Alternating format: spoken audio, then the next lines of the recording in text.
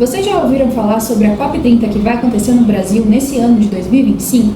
Pois é, eu, a Mônica e a Clara, que vai aparecer no vídeo daqui a pouco, estamos aqui para falar um pouco sobre ela, sobre as migrações e sobre as mudanças climáticas que vêm acontecendo durante esses anos. Oi gente, eu me chamo Letícia, essa aqui é a Mônica e a gente faz a faculdade de Direito. E como parte do nosso projeto de itinerário extensionista, nós vamos falar um pouco sobre a COP30, sobre as migrações e sobre as mudanças climáticas que a gente vê que está acontecendo por aí afora.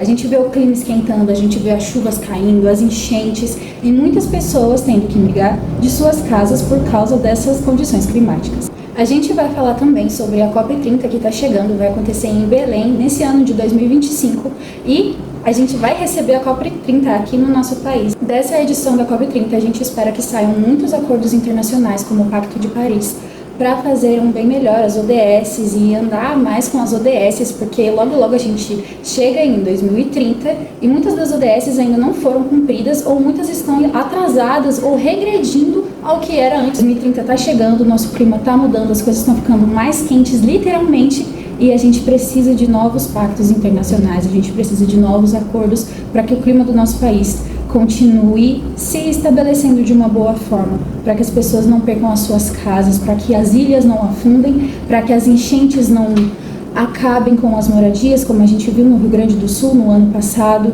ou que o desmatamento da floresta, como a nossa Amazônia, cause tantos problemas para o nosso país e para tantos outros aí afora. A gente vai falar um pouco sobre esse e outros temas nesse vídeo a seguir. O que são os direitos humanos? Os direitos humanos são normas que reconhecem e protegem a dignidade de todos os seres humanos. Os direitos humanos regem o modo como os seres humanos individualmente vivem em sociedade e entre si, bem como a sua relação com o Estado e a obrigação que o Estado tem com a relação a eles. A lei dos direitos humanos obriga os governos a fazerem algumas coisas que os impedem de fazer outras. Os indivíduos também têm responsabilidade, usufruindo dos seus direitos humanos, devem respeitar os direitos dos outros. Nenhum governo, grupo ou indivíduo tem o direito de fazer qualquer coisa que viole o direito de outra pessoa.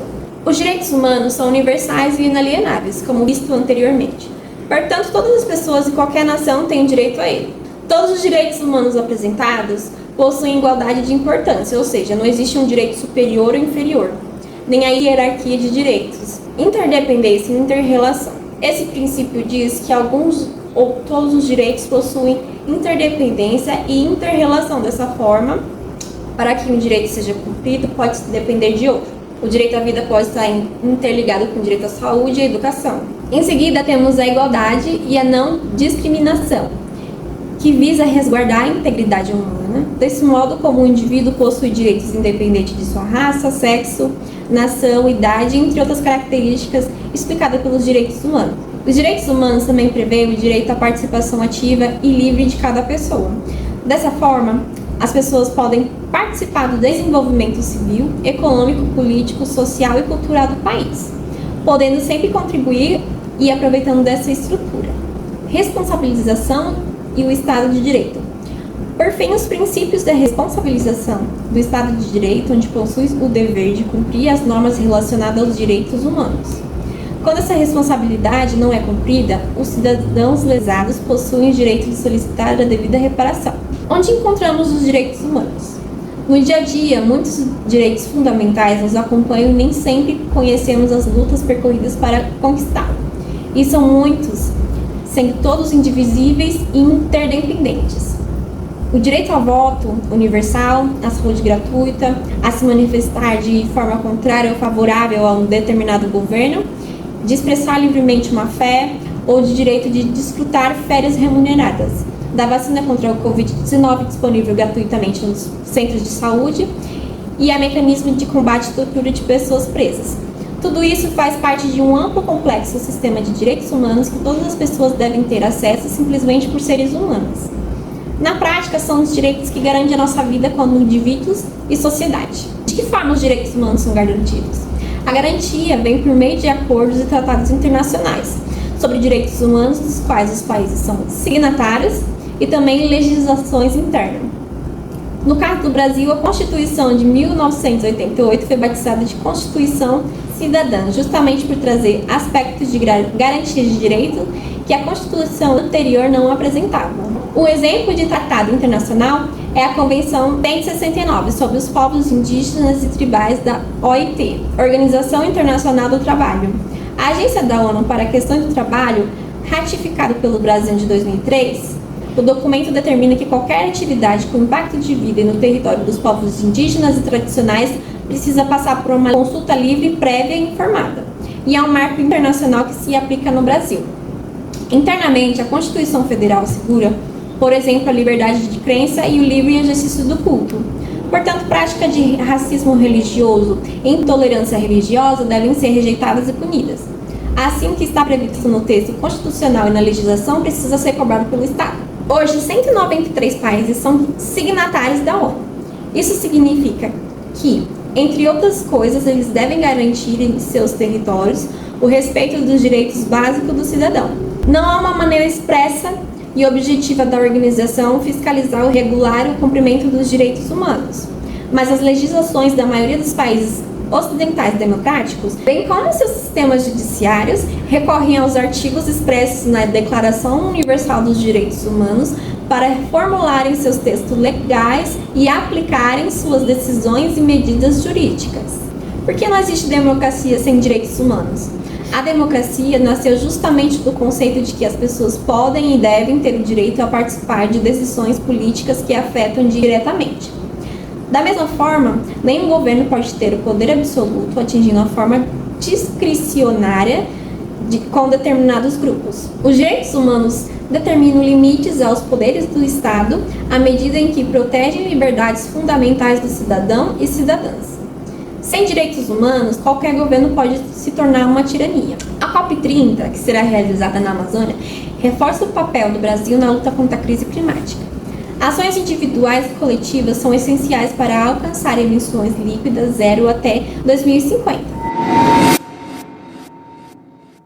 Tá, mas o que é a COP30? Então vamos lá. A COP30 foi desenvolvida como uma convenção das mudanças climáticas. Até 2030, os países têm o objetivo de desenvolver a sustentabilidade climática, a saúde, reduzir a taxa de fome nos países, a pobreza, como tantos outros objetivos que se encaixam nos 17 das ODS. É a primeira vez que uma COP30 vai ser realizada aqui no nosso Brasil, que, é claro, abriga a floresta amazônica, que é com certeza uma das florestas mais vigiada por todos os países. Todo mundo quer um pouquinho da nossa floresta amazônica. Mas por que será? O que tem de tão rico na nossa floresta, nos nossos biomas, na nossa natureza tão rica e vasta? A gente já sabe que o Brasil é responsável por ser produtor de muitas commodities que são exportadas para os países afora. E todos eles têm olhos voltados para o Brasil. E isso faz a gente pensar, é claro, que essa COP30 vai atrair muitos olhares de todo o mundo. Em novembro, a gente vai ver a COP30 acontecendo ao vivo e a cores. Mas enquanto novembro não chega, e depois que a COP30 passar, o que eu, como um indivíduo, posso fazer para ajudar o meu país? Mônica, o que você acha que eu, como uma simples cidadã, posso fazer para alterar esse clima? Então, a gente pode informar e engajar outras pessoas, pressionar os políticos e as empresas, reduzir o uso de carro e preferir transporte sustentável, economizar energia, usar fontes renováveis, ter uma alimentação com mais base vegetal. E aí? Mas tem gente que mesmo com todas essas alterações está sofrendo por causa do clima, como os nossos conhecidos lá do Rio Grande do Sul, que tiveram que sair das suas casas por causa das enchentes do ano passado.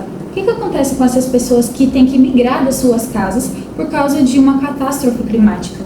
Devido às mudanças climáticas que têm acontecido, muitas pessoas também são obrigadas a abandonar as suas casas e migrar para outros lugares. Isso a gente tem chamado de migração climática compulsória, apesar de receber um outro nome, refugiados do clima. Mas esse nome foi realmente oficializado pela ONU e pela Acnur, que é a Agência de Migrações? A gente já tem um termo oficial para os migrantes climáticos ou eles ainda são catalogados como simples refugiados do clima?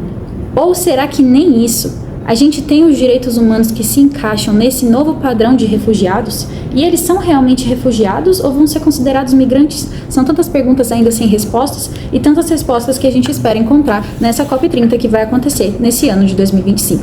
Olá, tudo bem? Espero que todos estejam bem. Eu me chamo Clara, faço parte do 4º semestre da turma de Direito na Cruzeiro do Sul. Juntamente nessa apresentação com minhas amigas, colegas de sala também, Letícia e Mônica, queremos apresentar mais sobre as mudanças climáticas e a migração climática compulsória.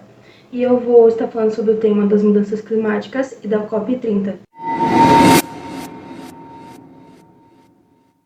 Começando a nossa introdução sobre o tema das mudanças climáticas, eu queria dizer que ela é o nosso principal desafio global do século XXI.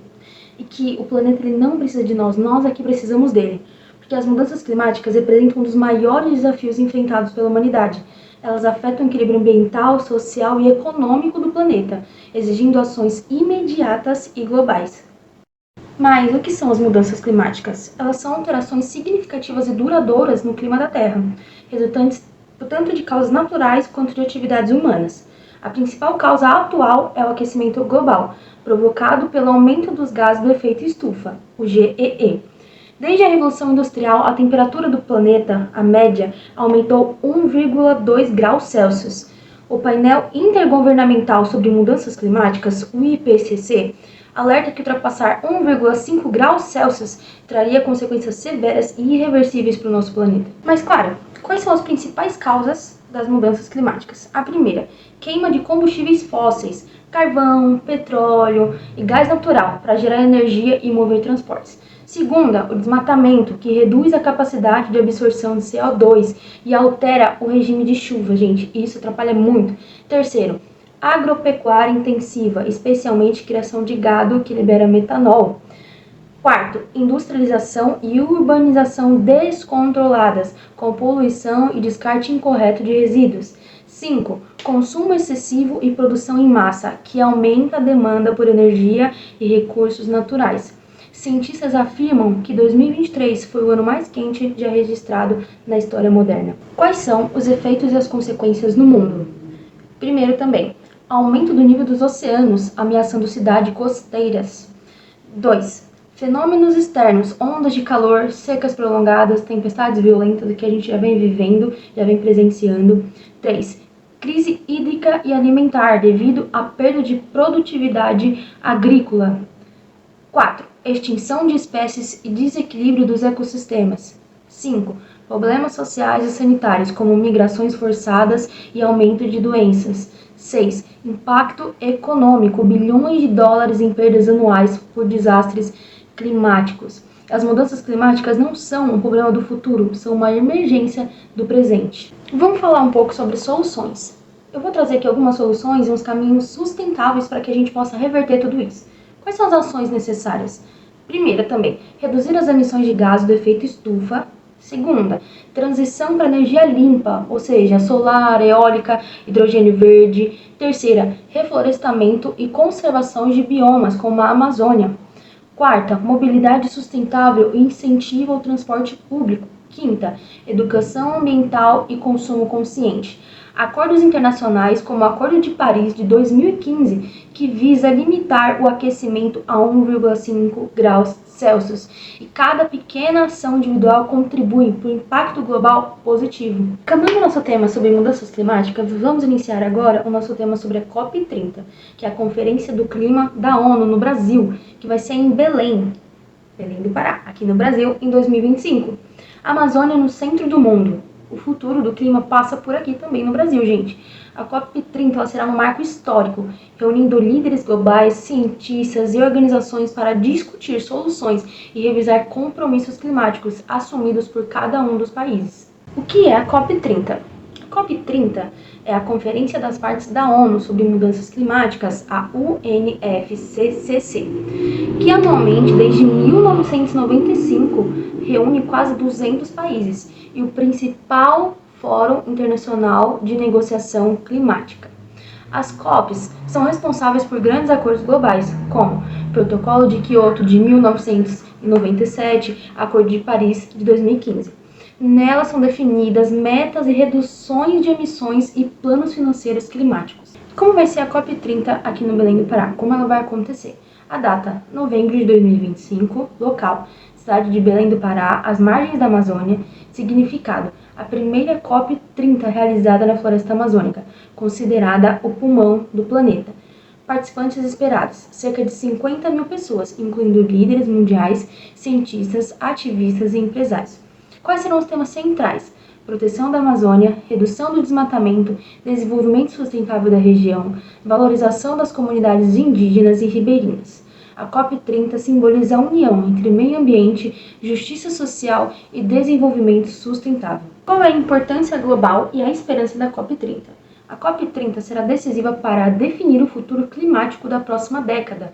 O evento coloca o Brasil como protagonista nas políticas ambientais mundiais. Espera-se que fortaleça compromissos reais e não apenas promessas. Estrutura e estimula a cooperação entre governos, empresas e sociedade civil. É uma oportunidade para mostrar que desenvolvimento e preservação podem caminhar juntos. Não existe planeta B, o futuro depende das decisões tomadas agora. Direitos humanos na migração climática compulsória.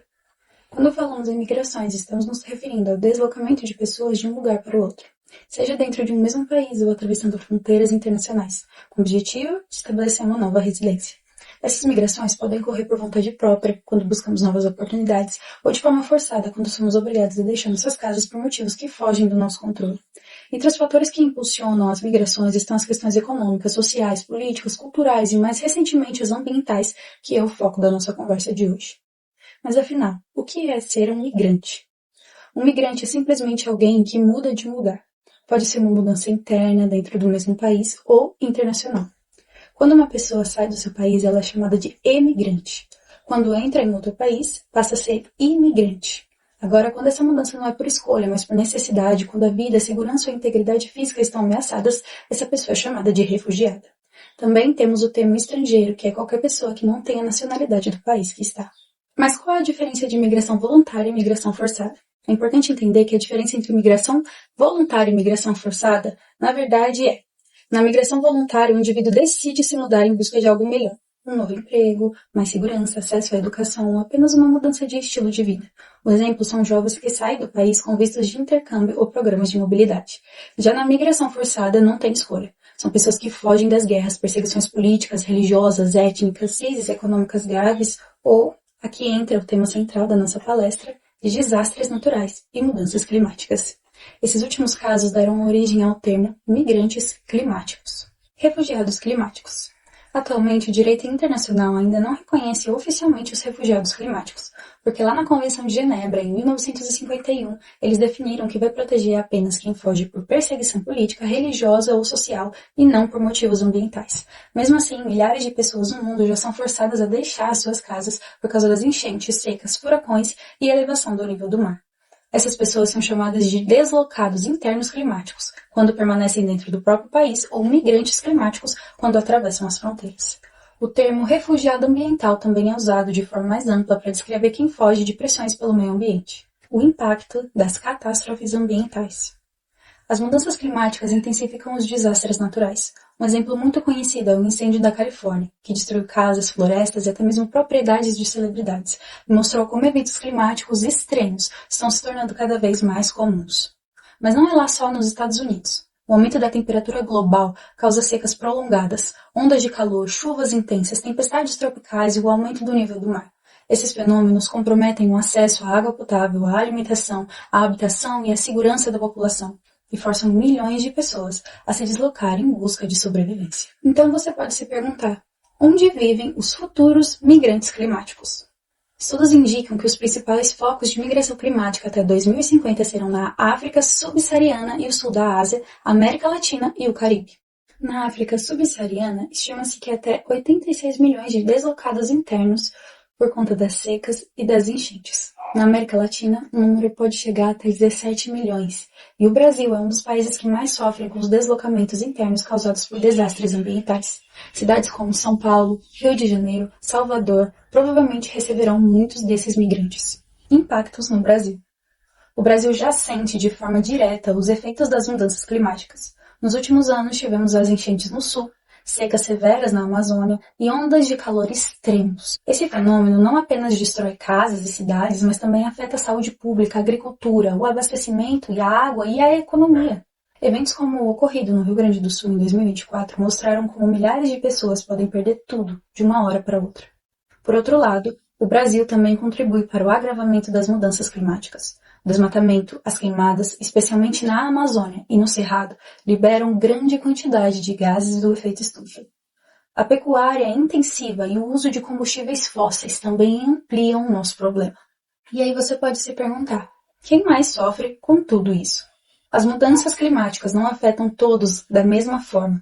Os mais pobres, as comunidades tradicionais, os povos indígenas, as mulheres, os idosos e as crianças são os mais atingidos.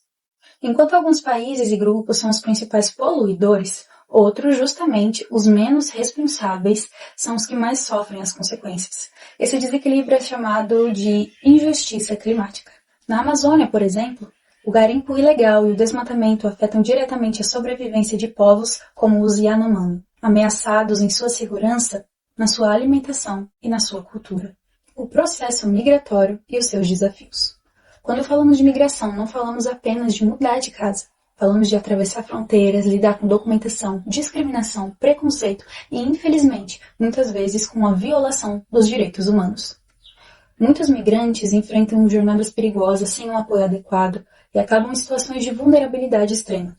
Por isso é essencial que os países implementem políticas de acolhimento e integração, garantindo acesso à educação, à saúde, ao trabalho e à moradia. Mas e a violação dos direitos humanos? As fronteiras se tornam locais de sofrimento para milhares de pessoas. Muitos migrantes ficam sem documentos, sem abrigo e sem oportunidade de trabalho, sendo vítimas de xenofobia, exploração e violência. Mulheres e pessoas negras são frequentemente as mais afetadas. Além disso, as barreiras linguísticas, culturais, dificultam a inserção social e profissional dessas pessoas, agravando o isolamento e a exclusão. Mas como funcionam os direitos humanos na teoria? Na teoria, os direitos humanos são universais, ou seja, devem valer para todos, sem distinção de nacionalidade, raça ou status migratório. Isso inclui, é claro, o direito à vida, à liberdade, ao trabalho digno, à educação, à saúde e à moradia. Também é dever dos Estados garantir o acesso à justiça e simplificar os processos de regularização, combater o preconceito por meio das campanhas de conscientização. Um princípio fundamental é o da não-devolução, que impede que o refugiado seja mandado de volta para um país onde a sua vida possa estar em risco. Tá, mas se esses são os direitos humanos na teoria, quais são os direitos humanos na prática? A imigração na prática e o papel dos coiotes. Quando a migração não é segura, muitas pessoas acabam recorrendo aos chamados coiotes. Esses coiotes são contrabandistas que cobram caro para levar migrantes por rotas ilegais e extremamente perigosas. Essas rotas, por muitas vezes, terminam em tragédias. Há registro de pessoas que morreram sufocadas em caminhões, abandonadas em desertos ou presas em condições desumanas. O nome coiote vem do animal Canis latrans, conhecido por se mover furtivamente, assim como esses contrabandistas fazem nas fronteiras, especialmente entre o México e os Estados Unidos. O papel da Acnur. Para proteger essas pessoas, existe a ACNUR, o Alto Comissariado das Nações Unidas para Refugiados, que a gente vai chamar de Acnur. Essa agência da ONU foi criada em 1950, após a Segunda Guerra Mundial, para ajudar milhares de europeus deslocados da guerra. Lá em 1951, foi assinada a Convenção de Genebra, que definiu quem é considerado refugiado e estabeleceu seus direitos e deveres. Um pouco mais tarde, em 1967, surgiu o protocolo que ampliou essa proteção para qualquer pessoa em situação de refúgio, independente do tempo e do local. Hoje, a Acnur atua no mundo inteiro, garantindo abrigo, segurança e reintegração para os refugiados, deslocados internos e apátridas. Mas e dentro do nosso país? Quais são os direitos e quais são os deveres dos refugiados no Brasil? No Brasil, os refugiados e solicitantes de refúgio têm o mesmo direito de qualquer cidadão brasileiro: acesso à saúde, educação, trabalho e assistência social. Mas também têm os deveres, como respeitar as leis, manter os seus dados atualizados e permanecer no país durante o processo de reconhecimento. Já os estados que acolhem têm um dever de garantir a proteção, a dignidade, a integração social, assegurando que essas pessoas possam reconstruir as suas vidas com segurança. Diante de tudo isso, eu fico com uma reflexão. As mudanças climáticas não são apenas um desafio ambiental, mas também um desafio humanitário e jurídico. Garantir os direitos humanos de migrantes e refugiados climáticos é, acima de tudo, uma questão de justiça e solidariedade global. Não podemos mais tratar o meio ambiente e os direitos humanos como temas separados, porque no fim, ambos falam do mesmo princípio, a vida. Você já parou para pensar que a nossa geração pode ser a última com o tempo para mudar o planeta de verdade? Os jovens têm criatividade, habilidades digitais, novas ideias que o mundo precisa, mas muitas vezes são deixados de fora das decisões mais importantes. Na COP30, por exemplo, o que está em jogo é o futuro das próximas gerações, e esse futuro é nosso. A gente não pode só ser espectador, temos que participar, cobrar os projetos e mostrar que sustentabilidade não é papo de adulto engravatado, é sobre a nossa vida daqui para frente. Engajar jovens nas decisões globais sobre o clima não é só importante, é essencial. Porque sem a gente não existe futuro sustentável. E a mudança começa com a gente. E o mundo lá fora está esperando só a nossa voz. Bom, é isso. Eu espero que tenham gostado dos temas abordados, do conteúdo, que eu espero muito mais ainda que tenha agregado na vida de vocês. Um abraço a todos, obrigado, muito obrigado mesmo por assistirem nosso vídeo e por nos apoiarem neste projeto. Tchau, tchau!